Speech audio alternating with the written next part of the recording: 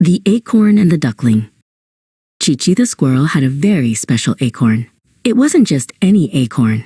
It was a family heirloom, polished to a perfect shine. He loved it more than anything.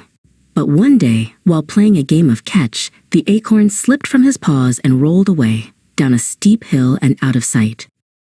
Chi-Chi searched everywhere, but the acorn was gone. He felt a lump in his throat. As he sat on a mossy log, feeling very lost, he heard a small, sad peep.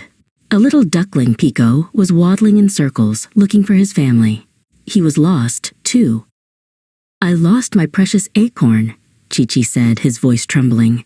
"I lost my way home." Pico peeped back. They looked at each other, and a brave idea sparked in their eyes. "Maybe we can help each other," Chi-Chi suggested. Pico nodded eagerly. As they walked, they came to a towering old oak tree. Perched on a high branch was a wise old owl with big, knowing eyes. "I know what you seek," the owl hooted softly. "To find your treasures, you must complete 3 missions. The first is to cross the spiderweb bridge."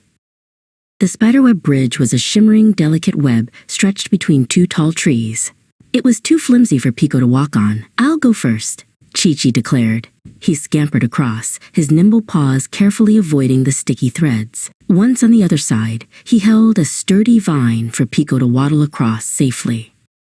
Next, they faced the wobbly mushroom stepping stones. The mushrooms swayed and bobbed in the breeze. Chi-Chi was too heavy and kept making them wobble wildly. "Let me try," Pico chirped. He was light as a feather and hopped from one mushroom to the next with perfect balance. The final mission was the muddy swamp. The mud was thick and sticky. Chi-Chi couldn't swim, and Pico couldn't walk in the deep mud. Chi-Chi climbed a low-hanging branch and held it out.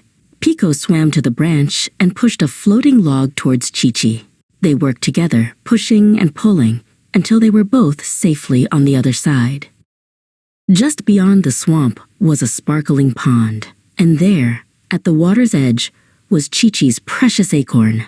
"My acorn," Chi-Chi cried. "And my home," Pico chirped happily, splashing into the water. Chi-Chi picked up his acorn, but it didn't feel as important as it once did. He looked at Pico, who was swimming circles in the pond. "I'm so glad I found my acorn," Chi-Chi said. "But I'm even happier that I found you." Pico waddled out of the water and smiled. They hugged goodbye. A squirrel and a duckling, 2 very different friends who had found something more valuable than any treasure. "I'll see you again soon," Chi-Chi promised. "I know you will," Pico chirped back, and they both knew it was true.